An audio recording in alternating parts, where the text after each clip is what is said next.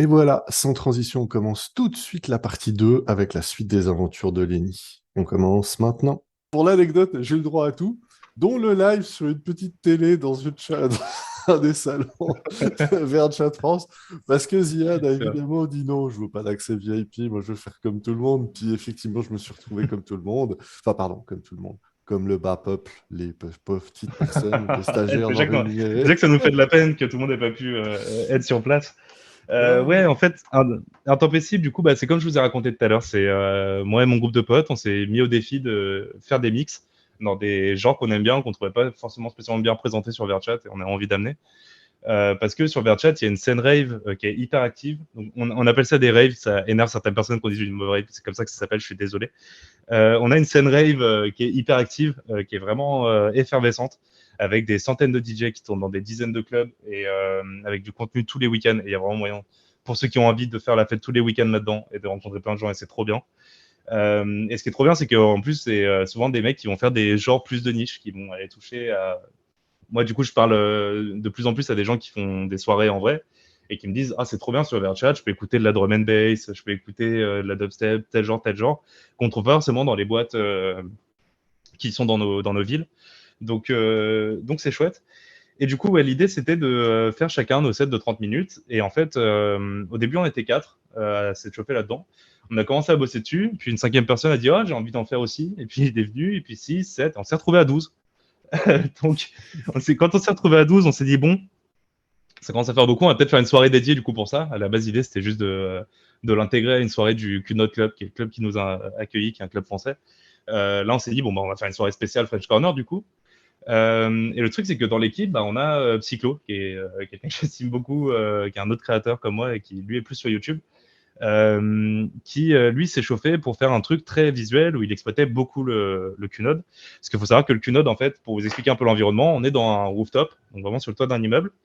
On a une piste de danse au milieu, une grande scène, un écran géant derrière cette scène. Et en fait, sur le plafond, on a des espèces de toiles, comme un auvent, tu vois, des espèces de toiles, sur lesquelles sont projetées aussi des images. Et aussi sur le sol, on peut aussi projeter des images. Et en fait, tu peux, toi, dans la vidéo que tu fournis au QNOD pour qu'il la passe, tu peux dire, bah, tel endroit, ça va être sur l'écran géant, tel endroit, ça va être sur le plafond, tel endroit, ça va être sur le sol. Et en fait, Cyclo a commencé à. Lui, ce qu'il aimait bien, c'était jouer un peu sur ça. Et du coup, bah, faire au plafond des trucs vraiment dédiés au plafond et pas juste remettre la même image bêtement par-dessus. Et donc, il a commencé à faire un truc vraiment stylé. Et on s'est dit, ah ouais, c'est vraiment très stylé ce qu'on est en train de faire. Et surtout, ça s'est pas encore fait dans la scène rave. Et avec ça, on a Camp Pop dans notre équipe, Céline, qui est aussi une photographe virtuelle. C'est comme ça que j'ai rencontré. C'est la première photographe que j'ai rencontrée, qui m'a fait rencontrer d'ailleurs plein de gens super cool. Et qui, dans la vie, est designeuse. Elle travaille chez Ankama d'ailleurs. Donc, pas n'importe quoi, c'est quand même une fierté d'avoir quelqu'un de chez Ankama chez nous. Et qui, du coup, s'est chauffé pour faire des visuels pour de la com. Et donc, Psychlo, qui lui est dans le milieu depuis plus longtemps, nous a monté un espèce de plan com où en fait, on a fait une affiche par DJ différente. On a repris un peu la direction artistique de Colors, pour ceux à qui ça parle, voilà, les vidéos Colors sur YouTube. Donc, en fait, on prend un artiste, on le met sur un fond de couleur unie et chaque artiste a sa couleur. Et donc là, on a fait un peu ce truc-là pour nous, où chacun a choisi une couleur et puis on avait cette DA-là. Et donc, on est arrivé du coup avec 13 affiches, donc les 12 DJ plus une affiche globale avec tout le monde et on les a postés une fois par jour sur les réseaux de chacun des participants, tous dans le même ordre. Donc en fait, ça faisait que tous les jours, tu te retrouvais sur ton fil avec 12 fois la même affiche, tu vois, qui s'affichait dans ton fil. On a floudé, littéralement. Mais ça a bien marché parce que du coup, ça a fait pas mal de bruit. Euh, on, a aussi, euh, on a aussi étendu le truc un peu international. On a essayé d'approcher aussi les gérants des autres clubs, leur dire bah, venez voir, on est en train de préparer un truc qui est sans forcément dire que c'est exceptionnel, mais au moins dire que c'est unique et qu'on aimerait bien voir c'est quoi votre avis sur le truc. Et, euh, et du coup, ça fait un peu d'émulsion. Dans notre équipe, on a Furfury qui est gérant de la FFVRC. Alors là, hop, ça devient technique. C'est là où vous commencez à rendre compte de la profondeur de VRChat. La FFVRC, c'est une association de communautés françaises. En gros, c'est des grosses communautés françaises qui sont mises en commun. Et l'idée, c'était de s'entraider quand il y a des événements comme ça, de s'entraider sur la communication en partageant les choses sur tous les réseaux en même temps, et surtout de s'entraider sur le côté sécurité. Donc la FFVRC, du coup, s'est joint au projet. nous a aidé à relayer le truc et surtout Furfury nous a proposé de diffuser le live qu'on préparait sur les écrans du French VR. Le French VR, c'est la grosse communauté française où tout le monde est. Si aujourd'hui vous allez sur VRChat, vous connaissez personne, il faut aller sur French VR pour rencontrer les gens. Malheureusement, du coup, ça reste Internet, c'est très chaotique et vous rencontrez pas forcément les gens avec qui vous avez les conversations les plus profondes ou les profils les plus sympathiques. Mais ça n'empêche que c'est le point central de la francophonie sur VRChat. Et du coup, c'était trop cool de se dire qu'on sera diffusé sur tous ces mondes-là et qu'en fait, les gens qui sont posés là pour discuter auront le son en fond ou même, on s'est rendu compte que les gens se mettaient carrément autour des écrans pour regarder le truc. Et donc, c'était trop cool. On a eu ça. Et du coup, pour ce live Twitch, ce qui s'est passé, c'est que donc on avait Furfury, Tom, qui est le gérant du Kuno Club et qui est une brute technique. Ce mec est un joyau. Tom, c'est un gars. J'espère choquer personne avec le terme parce qu'il est un peu, il est pas fou, mais Tom, il a une expression, c'est la gitanerie. C'est-à-dire que quand tu lui demandes un truc, il te dit ouais, pas de souci, je vais te faire une gitanerie. Tu vois, tu lui dis Tom, j'ai besoin d'afficher mon stream sur 500 posts, il faut une infrastructure qui gère ça, et il faut que si un de tes posts tombe, ça redirige vers les autres. Le lendemain, il revient te voir en disant hey mec, j'ai fait une petite gitanerie, ça marche nickel, quelques bouts de scotch, 2-3 ordinateurs portables. Faut savoir que l'ordinateur qui a géré le live d'Intempestible, c'était un vieil ordinateur portable qui était posé sur une climatisation et qui était à 100 degrés tout le long. Et c'est pour vous donner l'idée ça avait l'air très propre sur le papier. Oui, non mais écoute, c'est ça, c'est le live. Sur le papier, c'est l'air très propre. Sachez que tout tenait sur du scotch et de la super glue. Et c'est ça qui rend le truc génial, c'est que finalement, avec pas de moyens, ça nous a rien coûté, mis à part à titre perso, chacun. Moi, j'ai payé 30 balles sur Vidéoléo pour avoir une petite vidéo de Page, qui est un doubleur français connu, parce que ça me faisait délirer de faire dire à Page le mot intempestible. Bref, on a tous mis des trucs. Moi, le gros de mon budget, il est parti dans la manette que j'ai cassée pendant la soirée, en tombant pendant que je dansais, qui m'a coûté 160 balles. Je l'ai encore là, en travers de la gorge, je pense que tu peux le voir. Mais sinon, non, ça nous a rien coûté. Et en fait, donc voilà, alors excusez-moi parce que je divague, c'est mon gros problème dans ce genre de podcast, c'est que je n'ai pas de fil conducteur, je suis en flux tendu. Pour le live Twitch, ça va bien se passer. Ça va bien se passer. Mais non, mais j'essaie que ça soit pas trop décousu, parce qu'en fait, tu vas pleurer au montage pour faire en sorte que ce soit cohérent. T'inquiète pas. Donc Gwen qui gère la sécurité, on a eu Kaya qui a pris une casquette de Réal, et c'est surtout de ça que je voulais vous parler. Et on a eu ensuite Zaf, Antique, Bass qui est notre modeler 3D. Bref, je fais beaucoup de name dropping parce que j'oublie souvent de les citer, c'est dommage parce qu'ils sont vraiment vitaux au bon fonctionnement de l'événement. Et bref, en fait, Kaya, du coup, qui a pris la casquette de réalisateur, travaillait avec Furfury qui gérait les modifications du QNOD. En fait, on a modifié la map du coup pour nos besoins. Et en fait, il a préparé des rails de caméra, mais vraiment, il y a passé des journées, des trucs millimétrés. Et du coup, on s'est retrouvé avec je crois, il y avait 6 caméras sur rail, 3 caméras fixes et une caméra volante que Kaya pouvait prendre à tout moment pour aller filmer au cœur de l'action, aller filmer plus spontanément des trucs. Et pour gérer tout ça, en fait, Furfury a passé la soirée derrière une régie virtuelle. Donc, il avait une petite table où il voyait tous les retours caméra. Quand il cliquait sur un bouton, le retour de la caméra s'affichait à l'écran. Et ils étaient du coup en direct sur Discord à se parler. Et en fait, ils se coordonnaient avec Kaya qui lui prenait la caméra à la main et disait là, je suis prêt à filmer. Là, vas-y, enlève, je vais me déplacer, etc. Et ils ont fait un travail de réal de fou, en fait, finalement.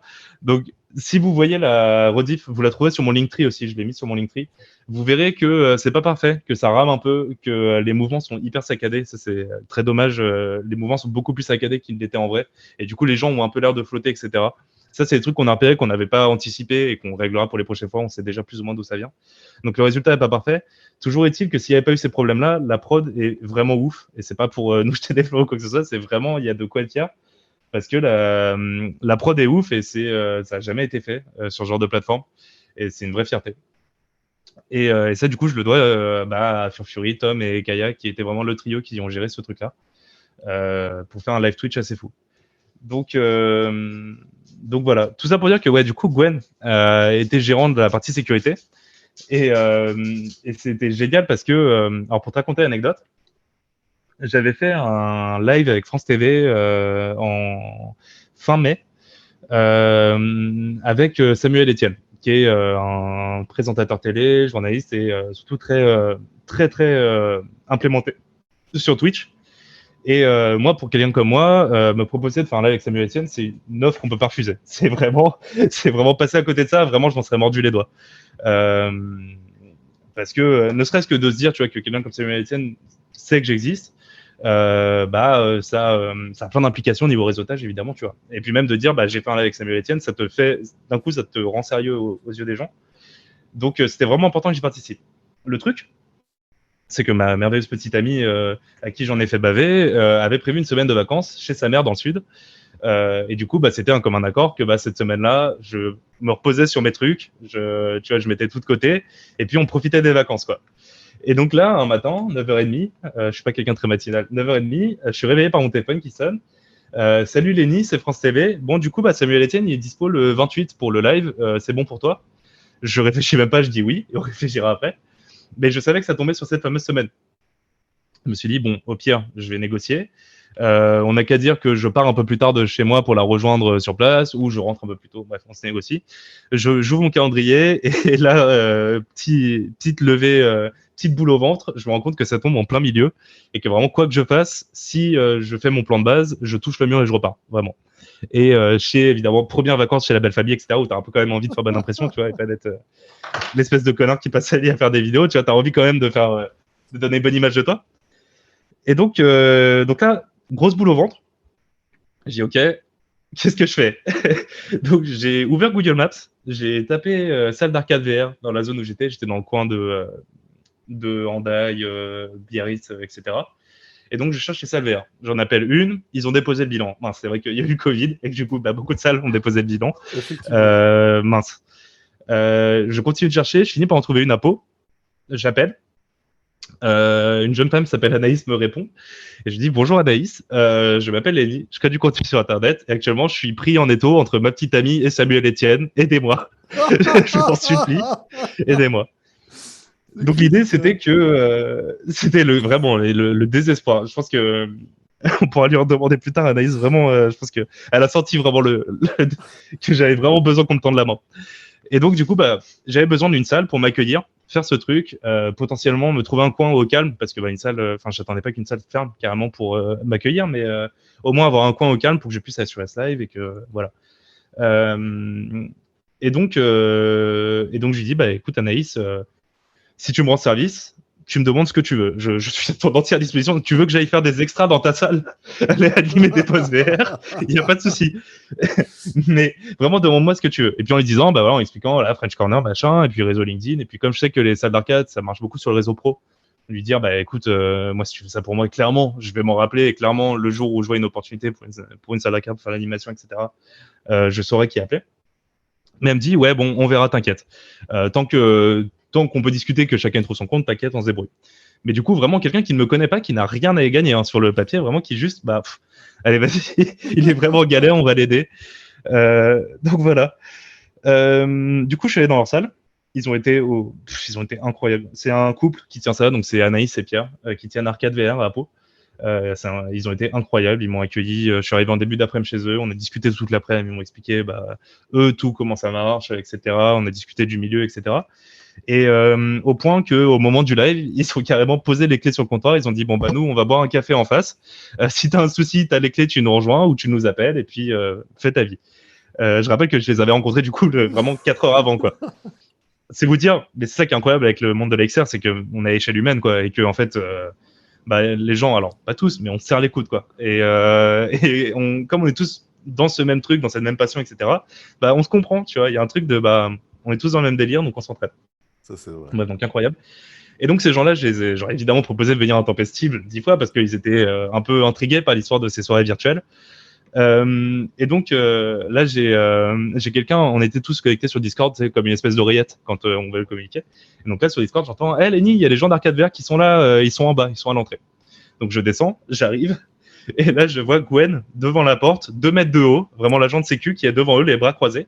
Et qui leur dit bonjour, bienvenue à Intempestive sur du French Corner. Nous vous demanderons de mettre des avatars optimisés pour le bon déroulement de la soirée.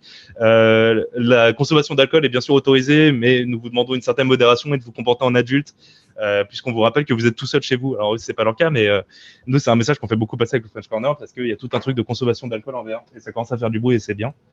C'est que on fait la fête en VR, on consomme de l'alcool du coup en vrai, on boit pas des bières virtuelles, je vous rassure tout de suite. On boit des vraies bières.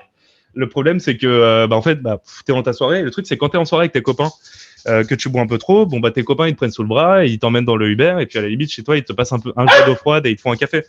Attends, excuse-moi, je vais redescendre mon chien du coup parce que je l'ai pas bien descendu la première fois. C'est grave. Là, il descend. File. Excuse-moi. Et voilà, il te passe un peu d'eau froide, un café, et puis tu fais un bon dodo, et puis on te met en position d'état de sécurité, ça se passe bien. Le problème, c'est qu'en réalité virtuelle, chacun est tout seul chez soi. Donc, alors, ça peut paraître bizarre de boire tout seul chez soi. Moi, quand on me dit ça, je leur dis non, moi, je bois pas tout seul chez moi. Je bois avec des Américains, avec des Russes, avec des Français, avec des amis de partout en France, avec qui on se réunit toutes les semaines et qui savent plus de trucs de ma vie que certains amis en vrai. Mais bref. Ça n'empêche que je suis tout seul chez moi. Si je suis pas responsable avec ma consommation d'alcool, que je glisse, je me tape un coin de table, que je m'étouffe dans mon vomi, bref, il y a un milliard de raisons pour lesquelles ça peut mal tourner. Donc tout ce qu'on peut faire, on peut pas aller prendre les adresses des gens, tu vois. Si demain il y a quelqu'un à qui il arrive quelque chose, je peux pas appeler le 15 et dire il y a machin XX d'Archangel qui est par terre. Oui. C'est quoi son adresse? Je sais pas, il est au French VR, je sais pas, je sais pas où il habite, je connais pas son nom et j'ai pas envie de récolter les adresses et noms de tout le monde, ça rime à rien.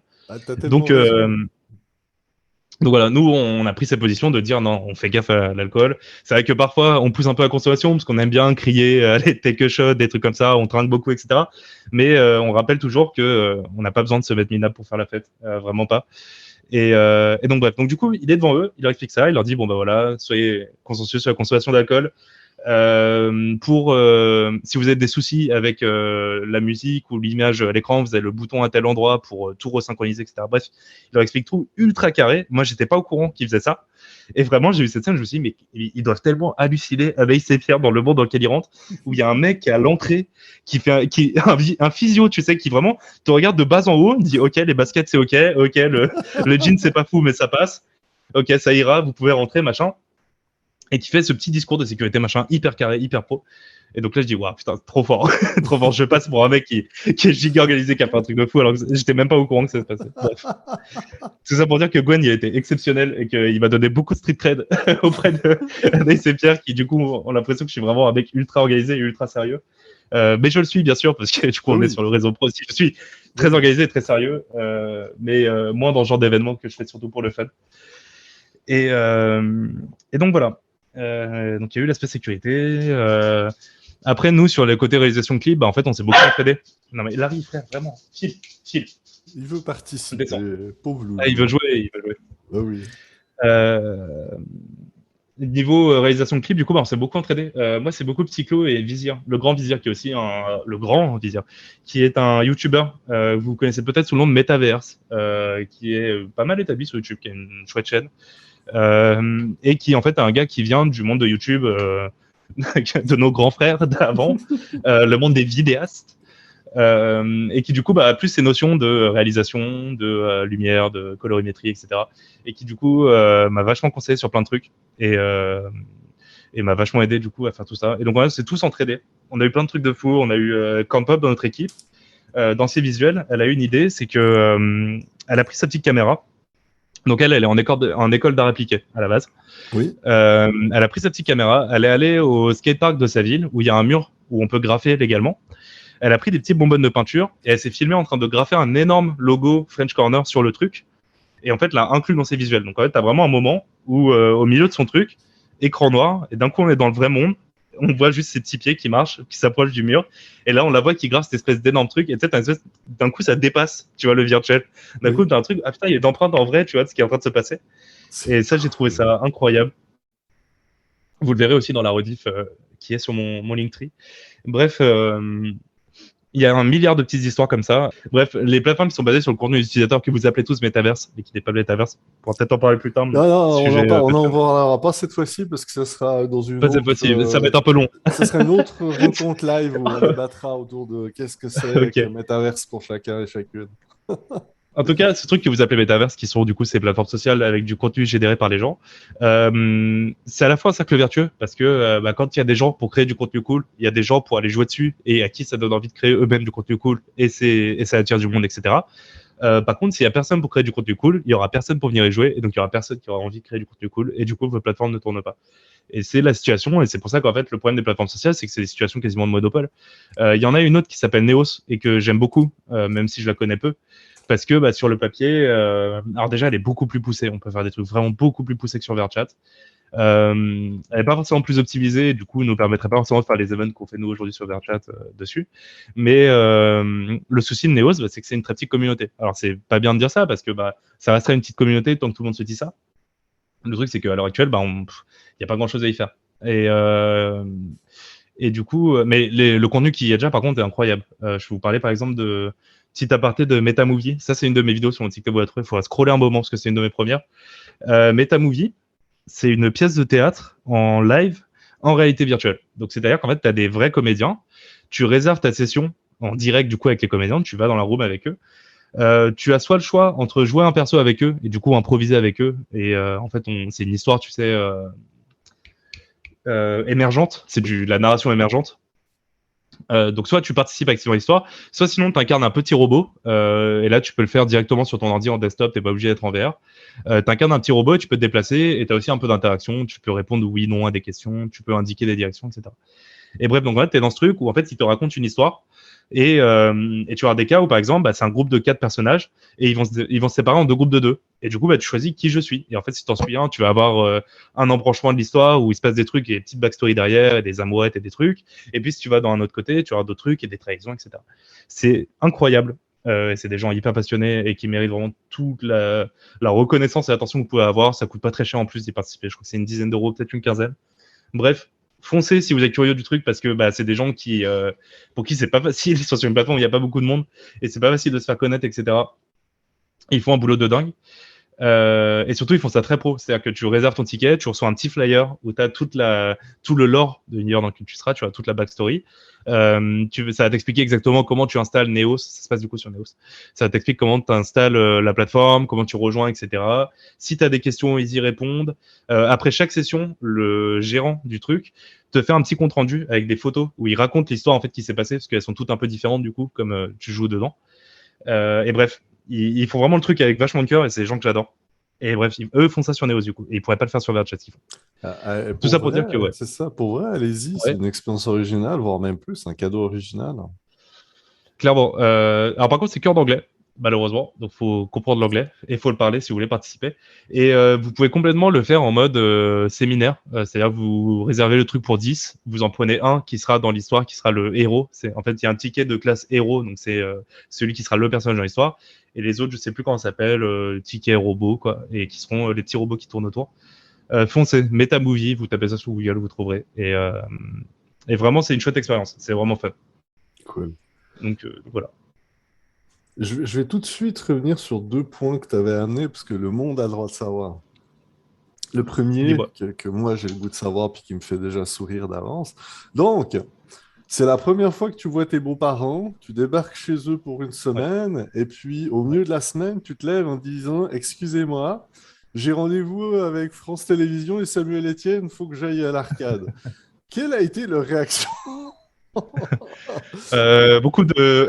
Alors, rien d'hostile, mais beaucoup de... Mais qu'est-ce qui se passe? Ils ont un peu du mal. En fait, c'est ça le truc, c'est que c'est sûr que c'est difficile de faire comprendre aux gens extérieurs l'univers de la création de contenu, parce que en fait, c'est un truc qu'on voit de l'extérieur, et en fait, de l'intérieur, c'est vraiment pas comme on croit, et c'est vachement plus à la zob, si je puis me permettre, que ce qu'on peut croire. Et du coup, déjà, cet univers-là est difficile à aborder, et là, en plus, ma belle-mère, qui est adorable, ne connaît pas tous ces trucs-là. J'ai fait vite fait essayer mon casque VR, j'ai fait essayer Henri le hérisson. Je sais pas si vous voyez ce truc, c'est un petit film d'animation, c'est génial. Si vous avez des gens qui connaissent pas la VR, qui sont un peu malades, machin, vous leur mettez ça, c'est incroyable. Bref, elle voit vite fait le délire, mais ça lui parle pas, quoi. Évidemment, France Télévisions, ça parle un peu plus, mais Samuel Etienne, tu vois, il connaissait pas typiquement, parce que Samuel Etienne, en fait, il est plus connu sur Twitch, et à la télé, en fait, c'est présentateur de Questions pour un champion, donc oui, il est connu, mais c'est Questions pour un champion, tu vois, c'est pas Frédéric Lopez, ou je sais pas qui, c'est pas un mec qui est connu à l'extérieur de son émission, tu vois. mais qui par contre sur Twitch est géant parce que en fait il a amené une nouvelle vague vraiment de création. Il a un format qui est super cool, qui est hyper maîtrisé, et surtout c'est un mec qui humainement est incroyable, qui est vraiment aussi gentil et intéressé que vous pouvez le croire, et qui moi a été avec moi vraiment ultra gentil, ultra intéressé, ultra dispo. Il faut savoir que Samuel Etienne, quand on a fait le préparatif, on s'était eu au téléphone et je lui dis bah écoute, moi je suis à Arcade VR, si tu veux mets ton casque sur la tête, on va sur VRChat, on fait une petite visite, comme ça tu t'acclimates un peu, etc. Et il a dit oui, ok. Et donc il savait déjà gérer les invitations, etc. Parce qu'on s'était vu à Roland-Garros en physique. J'avais demandé à ce qu'on se voit avant parce que c'est compliqué, tu vois. Si le mec n'a jamais mis de casque sur la tête, c'est compliqué pour lui de se concentrer sur le fond du contenu.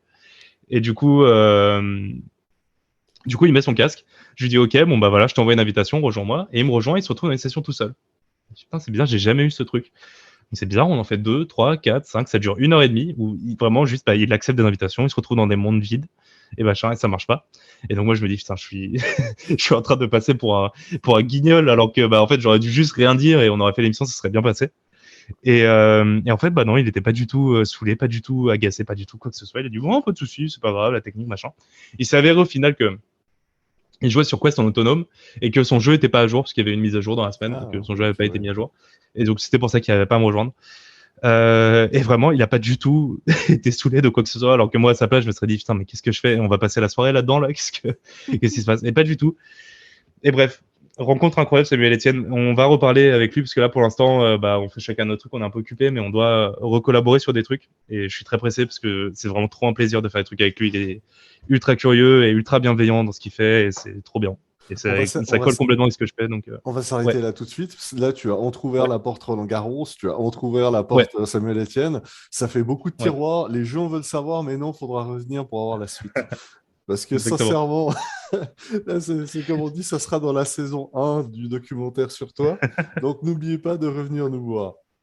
La deuxième, est-ce que tu peux redonner la référence pour la salle d'arcade, s'il te plaît? C'est Arcade VR à Pau. Okay, alors, je vous ferai une vidéo. Je compte faire une vidéo sur mon LinkedIn pour vous en parler et vous raconter l'histoire, mais du coup, plus en détail, mieux vous la raconter. Mais ces gens-là, faire tourner une salle d'arcade, on est tous conscients. Je pense que vous êtes tous dans le monde de la XR. Vous savez que c'est compliqué de ouf. Imaginez quand vous êtes dans une ville qui n'est pas Paris, que vous êtes dans une zone industrielle. Alors, il y a du passage, mais ça n'empêche que vous n'êtes pas dans une rue passante où les gens marchent. C'est compliqué de faire tourner une salle. Et ils y arrivent quand même, mais c'est compliqué. Du coup, comme beaucoup, ils s'orientent vers plus des séminaires pour les entreprises, des after-work, des formations, etc. Et on a eu une discussion avec eux. Ils ont soulevé un truc que je trouve hyper intéressant et qui résonne pas mal dans la tête. C'est que ils m'ont dit, c'est vrai que quand tu vas dans des salons, spécialisés ou non, quand il y a des stands VR, très souvent, les gens qui gèrent l'animation, c'est des gens qui sont en intérim, qui sont pas spécialement dans le milieu. Ouais. Les normes d'hygiène sont très souvent pas respectées. Et plus tu t'y connais dans la VR, moins tu as envie de mettre des casques dans les salons parce que tu sais à quel point c'est dégueulasse et que j'ai pas envie d'avoir le front gras du mec qui est passé avant sur le mien. Bref, il y a plein de trucs vraiment essentiels qui sont pas maîtrisés quand il y a des animations VR dans ces salons et ces trucs-là. Et Arcade VR, ce qu'ils proposent, c'est de dire, nous, on a du matos, on sait faire, on a des gens qui savent faire. Vous nous appelez, que ce soit sur Paris, dans le sud, où vous voulez, on s'arrange. On vient avec tout ça. On vous gère l'animation, on vous assure que personne ne chopera le score but après avoir essayé votre expérience, qu'ils auront pu le faire dans les meilleures des conditions, que les problèmes techniques seront gérés et que ce sera fait en plus avec tu vois, l'accueil que des gens dans les salles d'arcade peuvent avoir, que tu vois, le côté un peu commercial et un peu avenant, tu vois. Et bref, le feront vachement mieux que ces gens en intérim qui, certes, font comme ils peuvent, mais en fait ne peuvent pas deviner en fait tous les enjeux qu'il y a derrière d'animer un stand en VR. Je mettrai le lien dans les commentaires. Et surtout, si vous découvrez Arcade VR à Pau grâce à ce podcast ou autour de ce podcast, allez les voir de notre part, à Lenny et à moi. Grave. Ça leur fera super plaisir. Parce qu'encore une fois, là, pour l'instant, on s'est pas vraiment mis d'accord sur comment je rendrai l'appareil et je leur dois énormément. Donc, écoute, si vous me dites que vous collaborez avec eux grâce à ce passage dans ce podcast ou la future vidéo que je ferai. N'hésitez pas même à moi me le dire parce que vraiment ça me rassurera, je me sentirai un peu je te moins. dirais même si vous êtes touriste, vous venez de l'étranger, Ah oui, de la francophonie ailleurs, vous arrêtez à Pau, vous allez à l'Arcade VR de Pau juste pour raconter cette grave. anecdote, puis les voir en vrai, puis dire deux, trois mots gentils évidemment, puis évidemment avoir du fun, ça reste une arcade. Et c'est priceless. Même moi, faites-moi signe ou faites-moi Grave, suivre une vidéo, je vais faire tourner ça. Ça fait partie de carrément. ces petits, comment on dit, de ces petites bouteilles à la mer. Ce qui m'amène avec une merveilleuse transition, on voit le professionnel que je ne Mhm. suis pas. J'ai un segment qui s'appelle la bouteille à la mer, le message que tu veux Oh. porter au monde et puis aux futures générations. Ah, c'est Si tu bien. avais quelque chose à dire à la majorité du monde, aux futures générations, tu sais, la fameuse bouteille à la mer, Ouais. idéalement, Euh, qu'est-ce que ça serait? alors, je pourrais être dans le calcul et dire bah appelez-moi pour faire des trucs. J'ai besoin de faire tourner ma boîte, j'ai besoin de payer mon cousin. Mais en vrai c'est pas utile, je m'en sors déjà par moi-même. Non, j'ai plus envie de porter un message